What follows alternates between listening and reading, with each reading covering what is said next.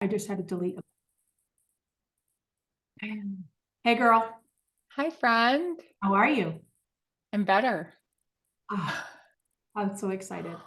I'm so excited because today is actually the first time. Well, not really the first time. You and I chat all the time, but this is like the first time that we're going to do it like this, like in the spirit of really kind of coming out and doing a podcast and starting to both of us as coaches develop ourselves and grow in different ways. And you and I talk all the time All the because time. we're kind of like we're kind of like soul sisters, yeah. Yes. Yes. And I appreciate that you were willing to come on and talk today, particularly about what we're gonna talk about, because you've been in it this week. You've been not this week, this month. This month. This Yes. month, you have been in it. And you and I were chatting the other day, just for those that might be listening. We were chatting and talking about how um, learning the skills to get through when we're really stuck and learning the skills to help other people and how magical it is when we are finding ourselves needing to use them Mm-hmm. and getting to like be a crash test dummy almost on our own techniques Yes. and realize how much they truly do help. And so I appreciate that you're willing to just kind of riff with me here. No agenda, no scripting, no nothing, just you and me chatting about what's going on and what you've been through and how some things that we've talked about have helped. And you've been in it, sister. You've been in the storm. Yes. Um, and it's the storm's like finally starting to lift. Like I can breathe a little bit this week. And I always say like life makes sense in hindsight. And I don't know, somebody uber smarter than me. I've got to figure out who said this quote actually, because I say Steve Jobs, but I'm not entirely sure. But he says like your life is like a series of dots.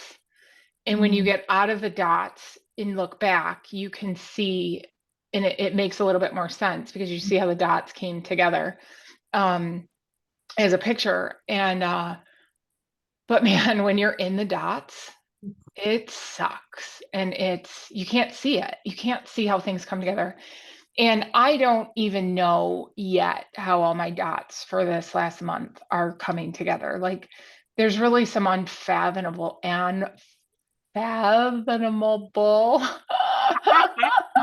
figure that word out. Really hard things that have happened. And but like as you just started talking and setting this up, what I really realized is yes, I do have the skills to help get myself through it, but only to so far. I don't see my own patterns necessarily. I don't see a way out of the dots when I'm in the dots, right? Because like they're just all speckled and surrounded around me. yeah. And that's where I really, and it just was like a light bulb clicking to me when you just said it. That's where I'm so grateful that not only am I a coach, but I surround myself with friends who are coaches to help me get through the dots, Yeah.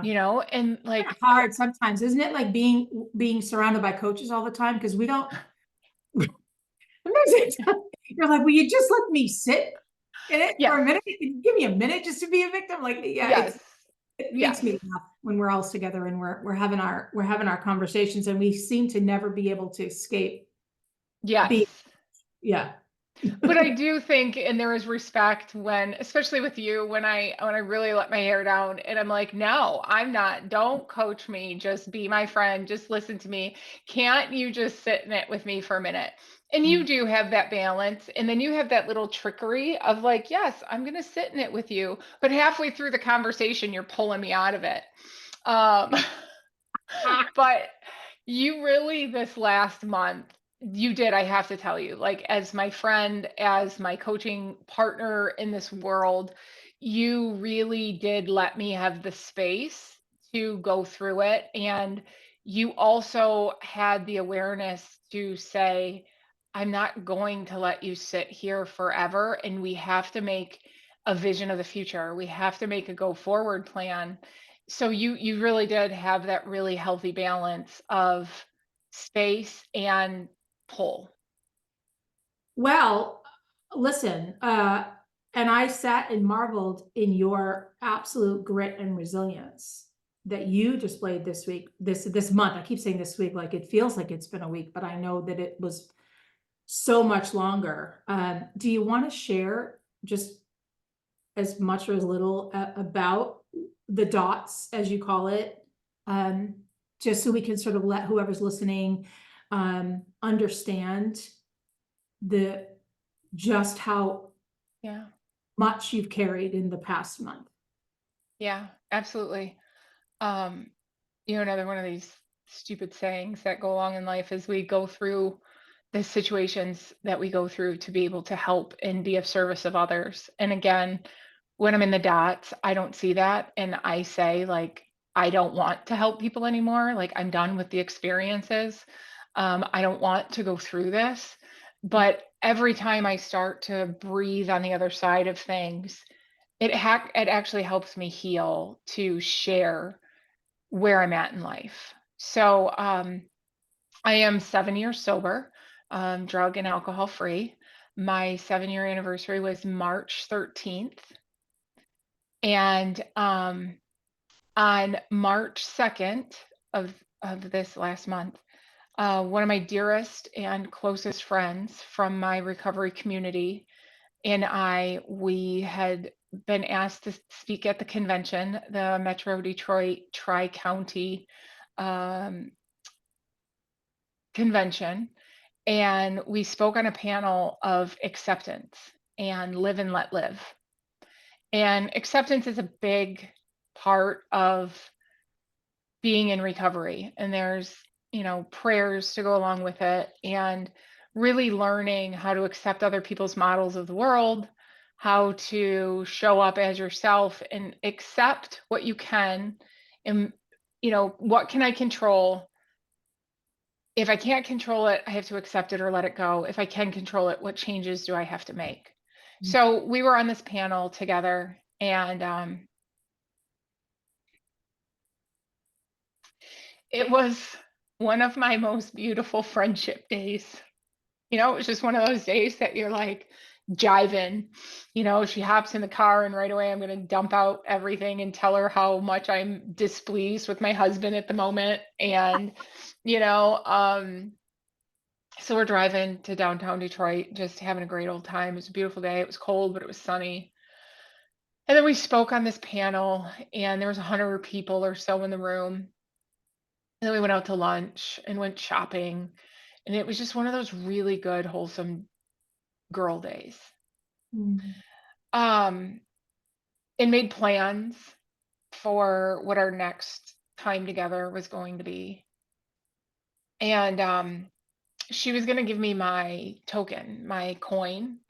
Um, we chase after shiny things, and you get, for every year, you get a little medallion that says, hooray, you were a good human for this year. You didn't cause catastrophic damage to yourself or others. And it's a really special day. So she was going to give me my coin this year. And Wednesday, March 6th, I get a call that she's a school teacher and she was on her way home from school. And a 2-lane highway, and the Lake St. Clair was over to the other side. And a gentleman who is not 100% confirmed yet, but 95% confirmed, was under the influence of something, crossed the center line.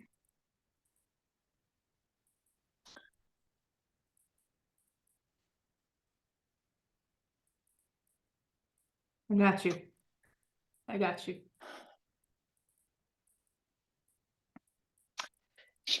He crossed the center line head on, and she was instantly taken from this world.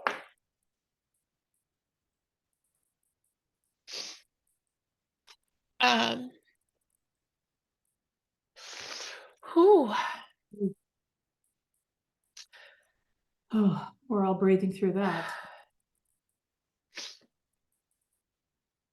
The dots don't make sense, but I'm sadly grateful that it was instant, and her life would have never been the same surviving that accident.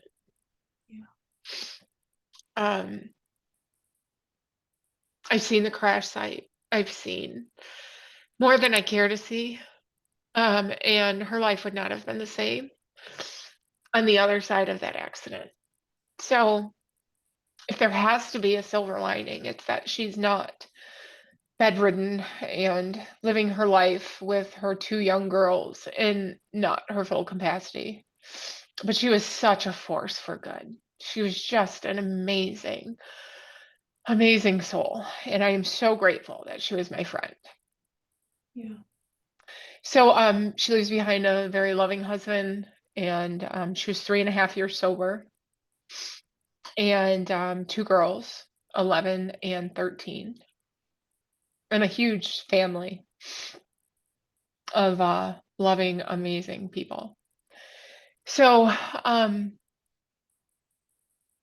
feel like life stopped a little bit on that day. And but then I went into how can I help this family and how can I show up for her? So we went through the motions of the funeral, and um still definitely healing from that. Still wide, it's still raw, it's still open, still confused. And then went back to work. I had taken a week or so off, maybe a little bit more. Went back to work, and on March 22nd, I lost my job. And I have wrapped a lot of my identity up in my career. And the reasons are not important, but we had parted ways. And that really rocked me. And losing my friend rocked me. And not having her to call to say this dumb job just, what just happened, and be the gossipy and, sit in it for a minute. She wasn't there. And I'm so grateful though that I have such a supportive community, and you in particular is one of my greatest and dearest friends, because you helped me get through the hard shit. Um, That is hard, hard shit. It's like I'm picturing, if you've been at the ocean. I remember being in Ocean City, Maryland, a number of years ago, and the waves were so high that just when I thought I could get up, another one would come and like knock me back down. And as I was talking to you in those weeks, those really hard, and still you're navigating your way out of it. It's like I just kept getting the image of just here's another wave, another, like just as you think you're getting back, getting up, another yeah. one comes and knocks you back down. And so, when you described your friend, I remember just feeling, I had never met her, of course, but I just remember feeling like what a tremendous loss to the world she was. The way you described her and her personality and her heart and her generosity. And I just, I could imagine the hole that's left for you. So you have that happen, and then just how many weeks? 2 weeks later, 3 weeks later, Two. now we've lost our job that you were very good at, very successful, built a name and an identity around, and suddenly now that's gone. And what I wanted to talk to folks about today is that we've all been at varying degrees, of course, but we've all been there where it's like, okay, what else? And if one more freaking thing happens, like I don't know how much more I can take. Mm-hmm. We've all been there where, and I love your visual of the dots, but we've all been there where we're like, none of this makes sense. None of this seems fair. None of this, I can't see a way forward in any of it, much less all of it. Yes. right? And so I wanted to kind of talk to you a little bit about what made you find a way forward and know that you're still on it. This isn't just like hey, you're fixed. It's over. These are things and people that you cared about and that you loved. And it will take time.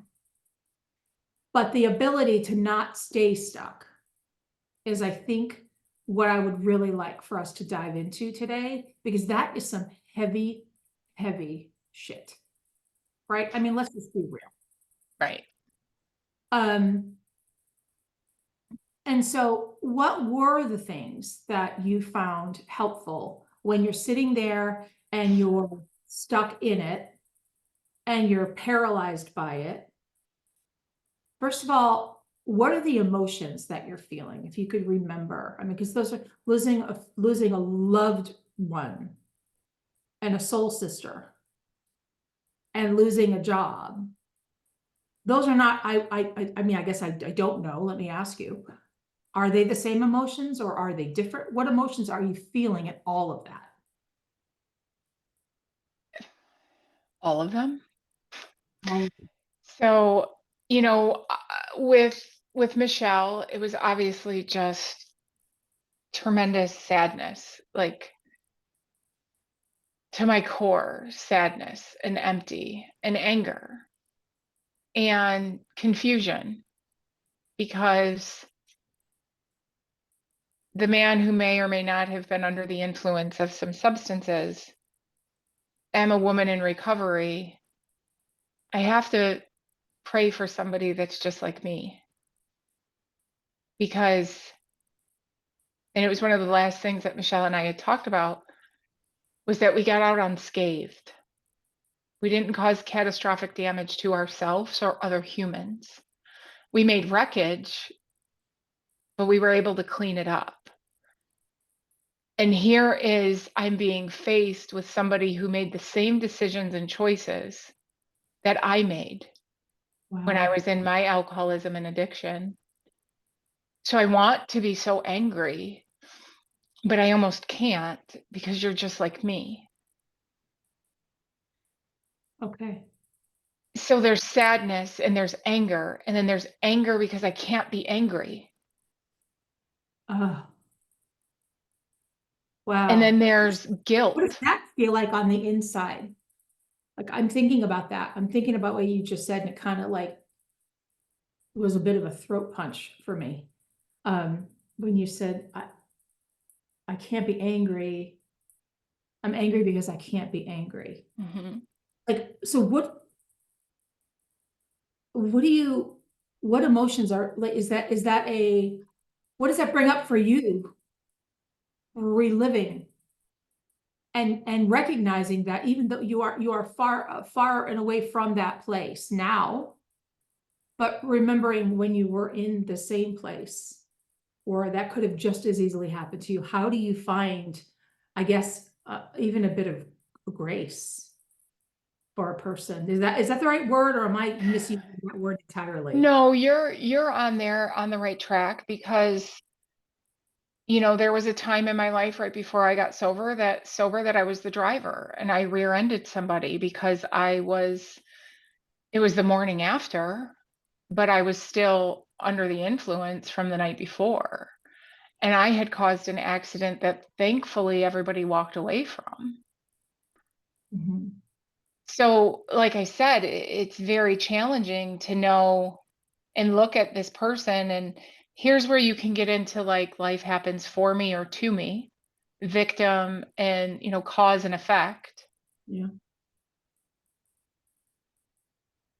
And even in the absolute worst of situations, I have to realize that this was a human that now also has to carry with this the rest of his life, that a decision he made took somebody's life, and how easily it could have been me or my husband, because he's, in Any- recovery as well, or any of my friends anyone. who are my sobriety brothers and sisters. Like, So it causes a little bit of confusion. And when I was trying to identify the feelings, what I try to do is name it. I want to feel where it's at in my body. And I couldn't even identify it because it was just a full body feeling. And when I want to almost kind of like put a picture to the feelings, the emotions that I'm feeling, I couldn't come up with it because it's so grand. It's so big in so many different polarities of feelings. Right. Like how can I be grateful that she's not, in a vegetative state and sad that she's not here. So it's really challenging to know what to feel. So I took out my journal and I just decided I was going to draw what I feel. And it really just turned out to be like this squiggly ball. And then I could identify once I seen it, it felt like static electricity. It was like that sock that clings to you when you come out of the dryer Out of the and just laundry. like won't like if you have kids, like do you remember when the kids were little like Monsters Inc. and there was Oh, like a sock absolutely. on the back Yes, and there's like a stage 5 clinger? absolutely.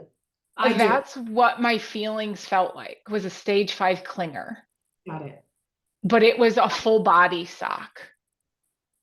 Ooh, Like I couldn't, I just didn't know. And then navigating how to have grief and sadness and anger and all of the emotions and then show up and be present for an 11 and a 13-year-old and be strong for them and yeah. help them through their mother's funeral, helping a mother through her daughter's funeral, a sister through her sister's funeral. So this is where I think a lot of times we stuff down our emotions and we're like, I'll deal with it later because I have to do this part. I have to show up for everybody. So I'm just not going to feel about it right now. Or I'm going to turn to a substance or an external. It could be anything. I'm going to turn to an external substance to fill an internal void. Yeah. So identifying that I had a stage 5 clinger and then saying, I don't want to be here forever, but allowing myself the understanding of I'm not okay today. How many times we walk through life and you're like, I'm fine. I'm just fine. Like fine, I think is the worst word in the language because it doesn't mean you're fine. It means I'm terrible and I just don't have the words to tell you. Didn't have the So, energy. so walking through and saying like, I'm fine, we bury this. And, for me, that's dangerous because I can't have anger and resentment and unresolved negative emotions. Because if I leave those on unattended for too long, that will be my excuse to drink. Wow. Wow.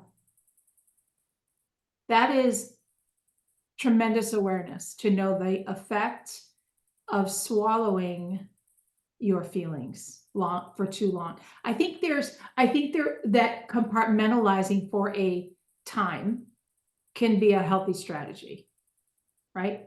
I remember when my daughter was dealing with some very difficult things and was in a hospital, and I still had a company to run. And I did just what you did, where I would just visualize an exercise in my mind. I would get into the parking lot, after being in the hospital all night, and I would get in the parking lot and I would visualize behind the wheel. I would visualize that I would take down a box. I'm in my closet in my mind. I would take down a box. I'd put the box in front of me and I would open the box and I would take out all the things I needed for that day. And I would put them on in my mind like armor. I needed leadership.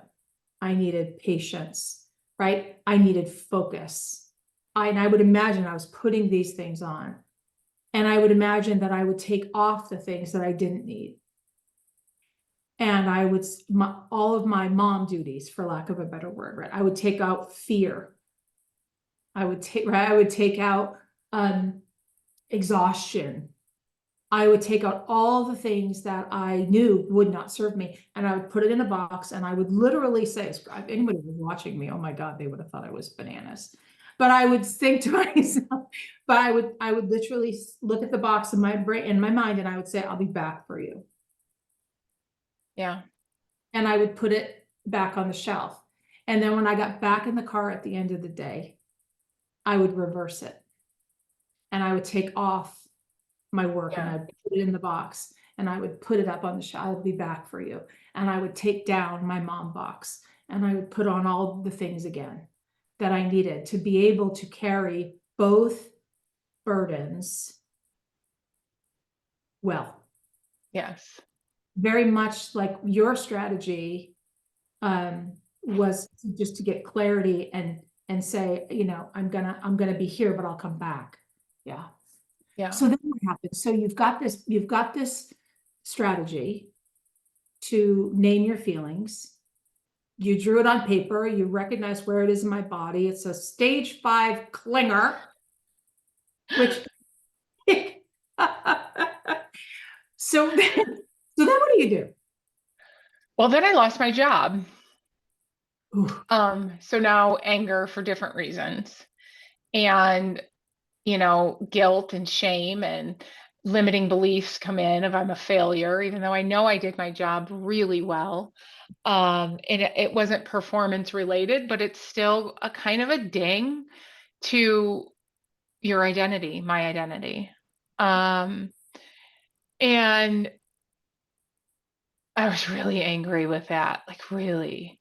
And that was pure anger, like stage 5, we had a like that lot of was, stage 5s. I was intense. It was intense. Thankfully, we're a few states away because I probably would have showed up on your doorstep in a stage 5 freak out.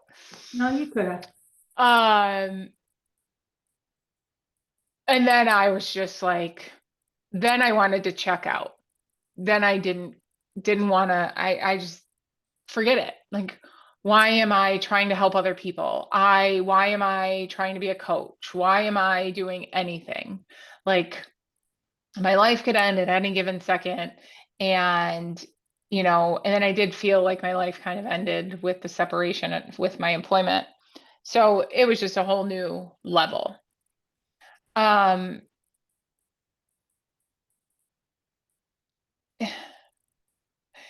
and that's where I knew I was going to be in a dangerous mindset if I didn't have a vision of the future. And through coaching and through the coaching program that you and I went through, we've created our avatar, our highest self, our version of who we're going to be and who we're working to be in 10 years. And none of my behaviors and my feelings are in my avatar. They don't show up my physical, mental, emotional, spiritual body, the way I was behaving, the thoughts I was having. None of that is in alignment with my higher self. And the more I sit in those negative emotions and limiting beliefs, the more I am removed from my higher self and my connection to spirit, source, energy, the universe, whatever, whatever you relate to, but that universal connection. Yeah. It's just like a brick wall, like every one of those emotions was just adding another brick up around me, and it Oh, you were blocks in it. Do you remember this. me calling you? You had texted me, I lost my job, and I was like, WTF. Do you remember? And then I immediately called you and you didn't pick up. And then I Mhm. kept calling you. I was like, sis, pick up the phone. And you finally did. You said, I just knew you were going to stop. But I could literally feel that you were going into a cave. Right? Yes, yes, yes. And that's where Like, you surrounding not yourself going with in a there alone. community. I'm coming in after you. Yes. It's where making sure you surround yourself with a good community helps, because I was building that wall and I was blocking myself from the sunlight for Mm. sure. Um, so yeah, so then, when I did finally answer, because you were going to be my stage 5 clinger if I didn't answer your phone call. Um, True. But I want to pause right there and I want to say something that I did differently this time with some people. So when word started traveling around that I'd parted ways with my employer, I had a lot of people reach out, and some people with good intention, some people with gossipy intention. But I had a few really genuine people reach out and text me and or call and are you okay? And do you want to talk? And something I did differently this time was I responded to a lot of people and said, I am not my best self today. Can we talk later in the week? Mm-hmm. Because I know my experiences and feelings in this moment are not who I'm going to be down the road. And I didn't want to behave or act in a way that in a week or a month, I'm going to have to look back and say, I'm really sorry that I acted that way. I was a little bit upset, you know, even though all my feelings would have been warranted and valid. I really put this respect boundary up to say, Yeah. I am not my best self today. Can we just talk later on in this week? And that felt so good to say. I've never done that before, except you, because I don't get that luxury to tell you I'll call you in a week. So I'll see going back, you, I'll see you in Michigan. Yeah. so going back to you, my dear friend, um, what you told me at that point was, and I wanted no part of it in the beginning. It took me a couple times of you saying the same thing to really commit to it, but you kept telling me to circle the day. Yeah. And I don't know, do you want to explain what circle the day is, or do you want me to give my version of what it meant to me first? Yeah, no, I'll explain where it comes from, and then I'd love to hear what came, and I think everyone else would too, to hear what came from you circling the day and what it allowed for you to welcome in. So, circle the day is something my mother taught me years ago, and it was a very simple. I don't even think she knew what she was telling me. I really don't. I just remember that, I would have a fight with a friend and I would be crying and upset, or I would get like something bad would happen and I would feel bad for myself, or I didn't get the date I wanted, or I didn't get, whatever. And my mother would always, she would take out the little calendar, the kind like that you have like on the fridge, that little one with the spirally bound thing. And she would take out her calendar and she would take, my mother was not a profound, my mother was a funny woman. She was not a profound woman. So the fact that this was just such a gift that she gave to me. But she would take out her pen, and it was always a pen. It was not a pencil, by the way. And she would take out her pencil, her pen, and give me the calendar. And she would say, okay, circle the day. And she would wait. And that meant I had to pick a date on the calendar and I would have to circle it. And that meant that between this moment when I'm totally in my crap, feeling bad for myself, boo-boo kitty, right? Like, poor me, whatever put me in that place, that I was free to stay there until that day came that I circled. And I would say to her, well, can I circle any day I want? And she'd say, sure. How long do you want to stay stuck? Because sometimes you just want to be in it. And I know you're gonna agree with me on that. But sometimes you want to be there for a bit because it feels good. It feels good to feel bad sometimes. Right? You want to Yes. honor whatever made you feel bad, and you want to sit in it for a time.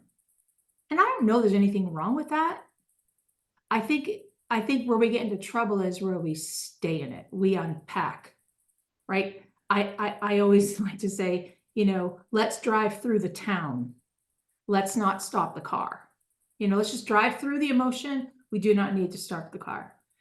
And so that circle the day idea was something that allowed me to be in it at a time of my choosing.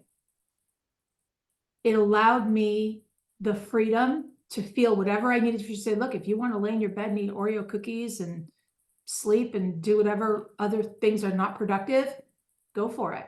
But when that day comes, you better get up and you better figure it out. And there's so many things that I could cite for you where I've used that strategy of circle the day. So many things in my own life where I have circled the day where and these were big things, kind of like what you're dealing with, big things. And I think what the gift of it is that when we set an intention that there will be an end to our suffering. And it doesn't mean the event is over. It's not over for you that you lost your friend. The pain isn't gone. What's over for you is maybe the feeling that life is over. Life moves forward now in a way that allows you to heal. Does that make sense, what I'm saying? Absolutely. And so for those that are listening, the circle of the day concept is really one that I cannot stress enough. It gives us the freedom to sit in our stuff, because sometimes we need to feel it, look at it, learn from it. But also to know that there will be a point where this is not going to be our reality. And then I believe with all of my heart, I believe that when we have that much of an intention, man, when that day comes, like Providence is moving. And I remember you are going to tell us what happened for you when you circled your day. And holy shit, when you told me what was happening, I was freaking out. Was I not freaking out when you were telling me all the stuff that was going on for you when you circled your day, like exactly that day? You tell them, because I'm so what happened when you circled your day? First of all, how long did you give yourself before you circled? I want to say it was about a week. Okay. Because I think you told me for about a week, circle the day, circle the day, circle the day. And I was like, oh my God, not circling a dumb day. Leave me alone. And so I'd have to go back and look at my text messages about how many times I've heard circle the day. But I want to say by the time I was like cracked open to say like, okay, I know that you're on to something, I think it was about a week, maybe 5 days in there. So my day was Monday, just yesterday, 4/1. Yeah, that's right. Yeah, yesterday was Monday. So my day was Monday. And I actually put a little video out on my own page sharing my journey of I'm going to sit in it for a couple more days because I wasn't ready to let it go. You know, like you said, it's not that it wasn't feeling good. I felt justified. Like good wasn't a feeling that I was getting. It was just justified. And I wanted everybody to tell me that I'm right. And I want my husband to still cook dinner because he just wants to like make me happy. And I felt like justified of my feelings. So anyways, but I also knew that I've got bigger dots in front of me. And if I stay here, my dots aren't gonna start to make sense. And that's where I don't want to be stuck in it, you know. So I circled the day for yesterday, for Monday. And even during this time of in it, I was networking on LinkedIn. I've been networking all year and meeting people in my professional organization. And I had come across an organization last month, February, Sober Life Rocks.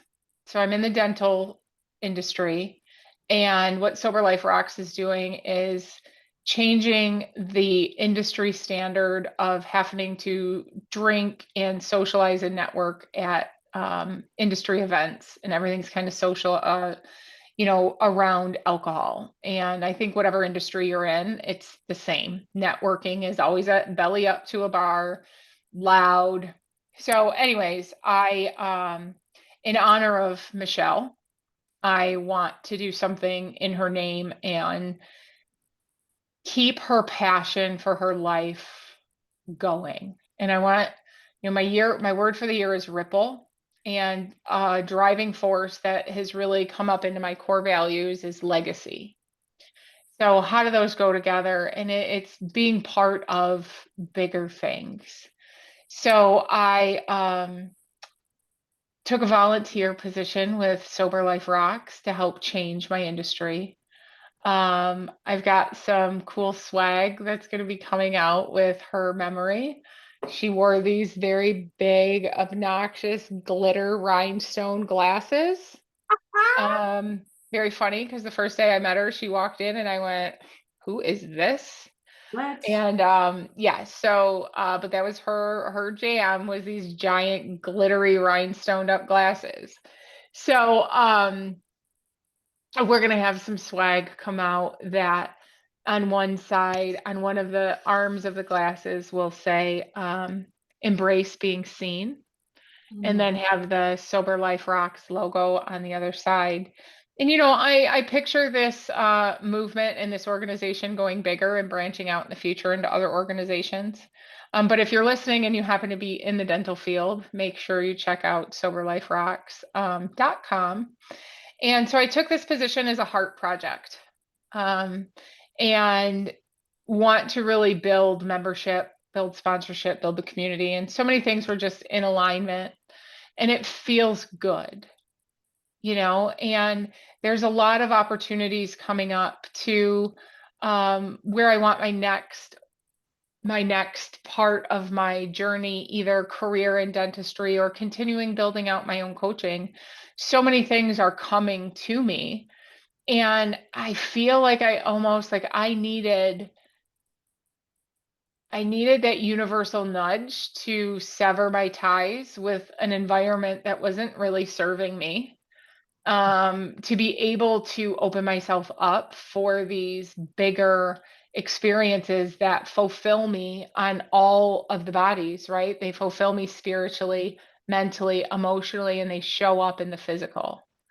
So I'm still navigating through, but yes, when I called you last night, I was on fire. I was excited. I've had great communications. The Michigan Dental Association, I had a call with them, and really to change what their annual sessions look like. And then the woman I talked to wound up being part of the American Dental Association. And I'm just like, how does this happen that I go from I want to stay buried in this behind this brick wall, and I don't see any purpose in my life, and I don't want to do anything right now, to talking with chairmen of my professional organization and making changes in honor of my friend and her journey to sobriety and my journey and everybody else who walks this path. And it's just the tip of the iceberg. I Every day I have more people reaching out saying, I want to know you, and I hear your message and I want to know more. And so circling the day allowed me the freedom to know that I had this squiggle and this sock that I needed to pull off, right? This static. mhm, Um, and I didn't judge myself for being there. mhm. I just like, this is where I need to be. And then I also knew that it wasn't where I wanted to stay forever. So it was almost like, okay, I'm going to do this until this day. And then I'm going to put my big girl pants on.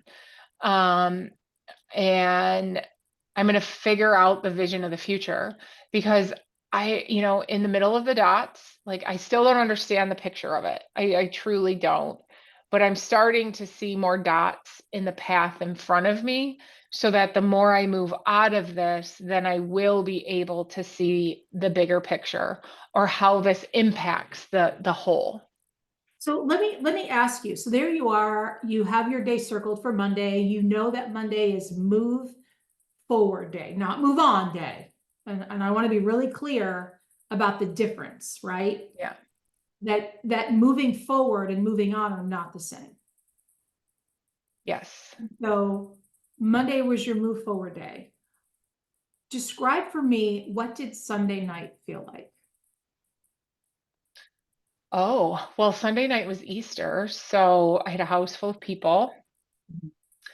But when I was laying in bed, I made my plan.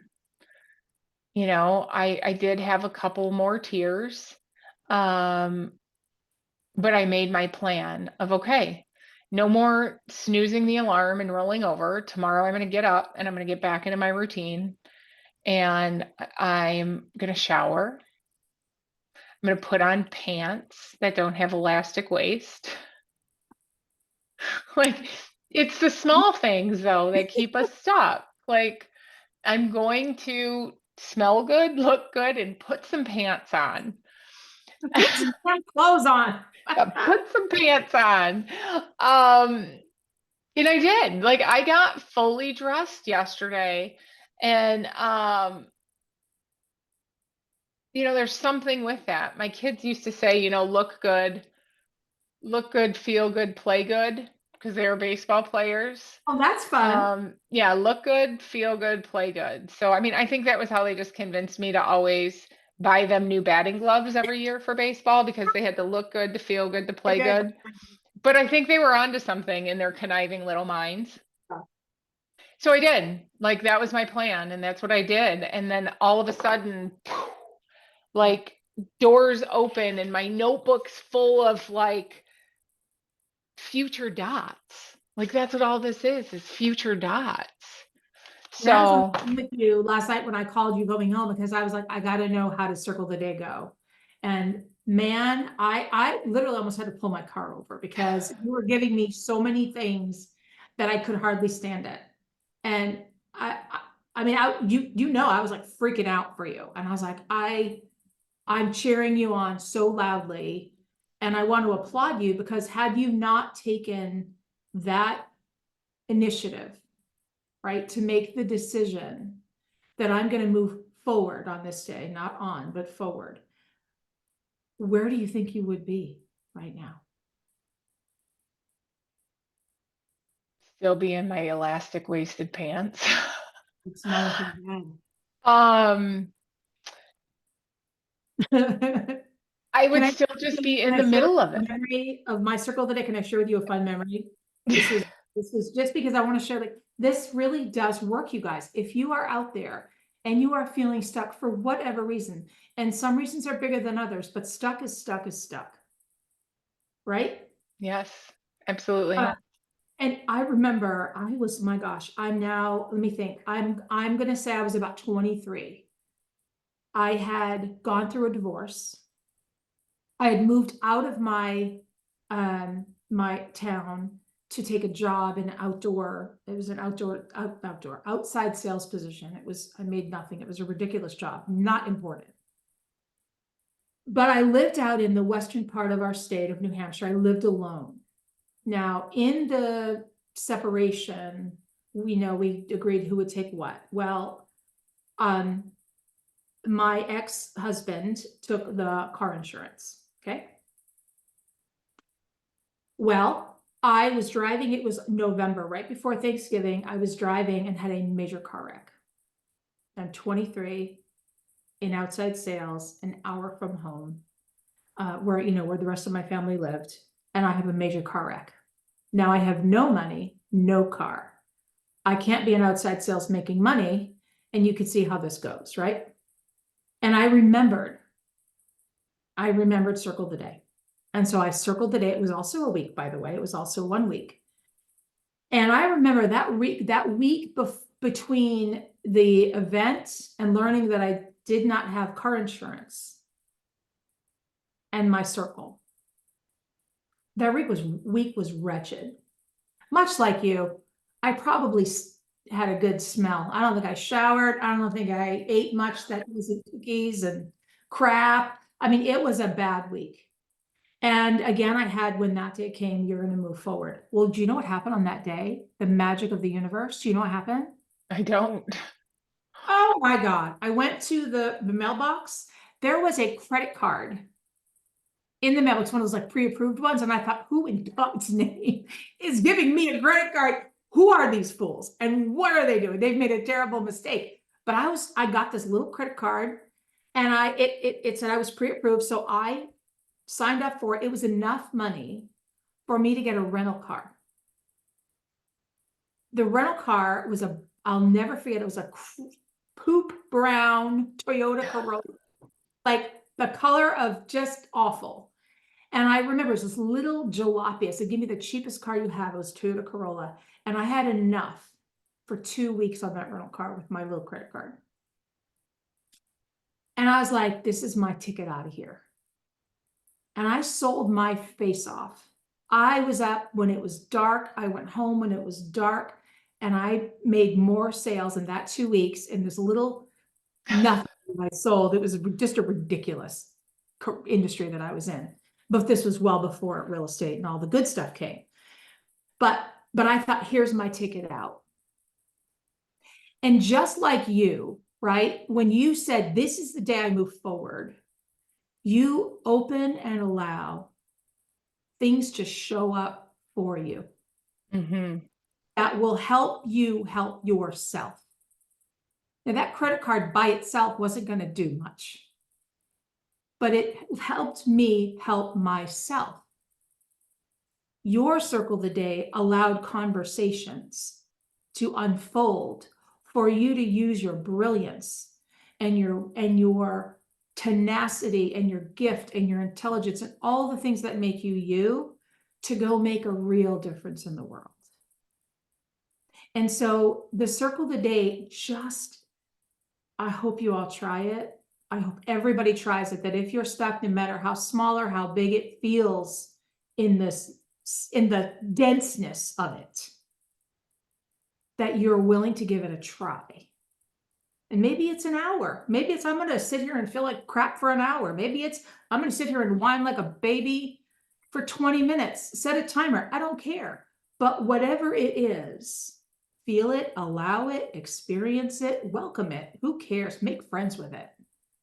But man, oh man, when that alarm goes off, you get up and you figure it out. Right? Yes. And you are a beautiful example. And I'm so happy that you were willing to share your experience, because I think most people can't imagine losing one of their besties and their job in the same month. And to know that here you are as a beautiful example of what resilience and grit looks like,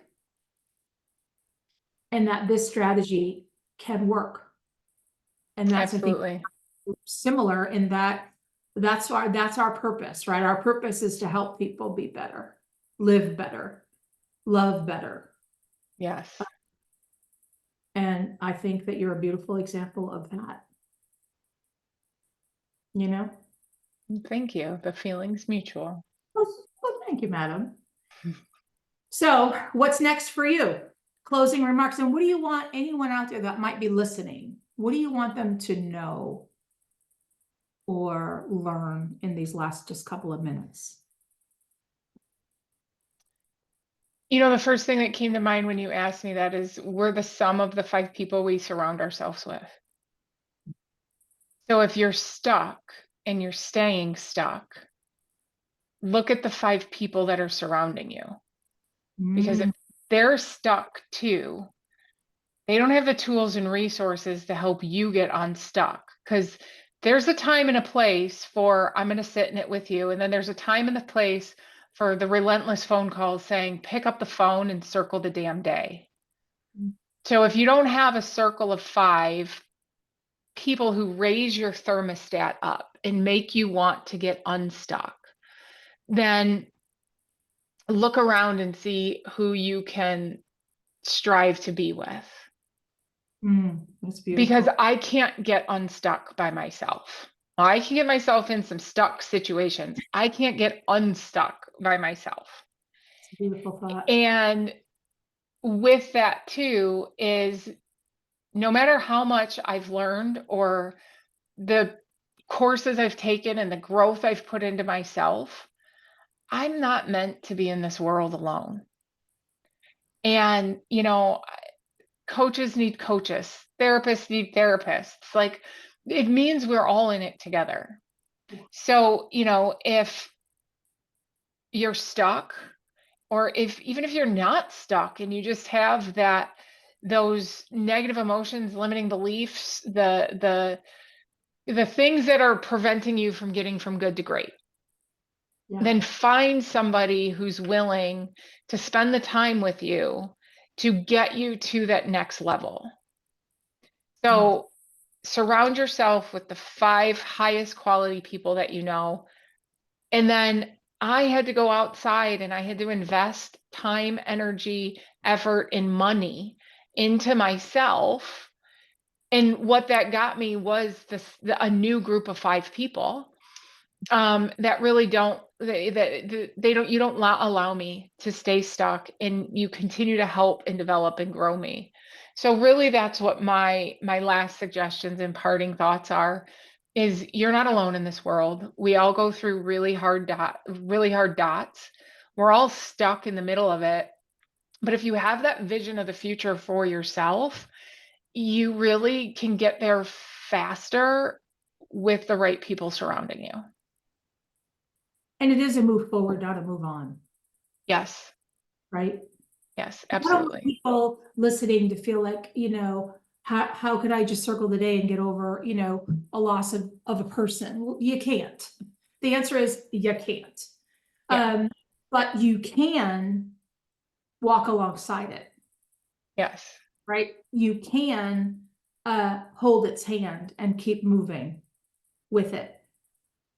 And so I know I've said it before, but I'm saying it again. Moving on and moving forward are different.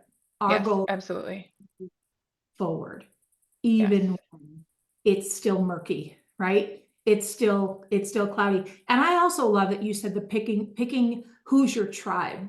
And sometimes I think I've learned so much. It's just interesting you brought that up. I've learned so much about people and relationships, right? That are revealed sometimes when we're in our stuck state. Sometimes people are happy we're stuck, Hmm. right? Yeah. Sometimes people are, not everybody, but sometimes you might come across when you're really stuck that might reveal Yeah. other people's comfort in you being there. Absolutely. And so there's so many lessons, and I think there's just so many lessons. And I know you and I are going to have so many more things to talk about, and as we do all the time anyway. Um, but so I don't think, hopefully this will not be the last time you and I are together sharing what we're learning and sharing how we're growing and how we're riffing on the world.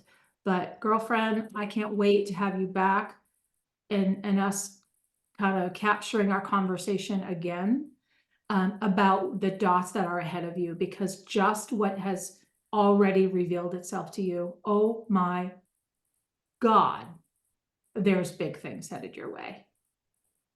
Big things. So I'm cheering you on. I know you feel it, and I couldn't be prouder of you. Thank you. And I love the hell out of your girlfriend. I love you too. All right, I'll see you later. Okay.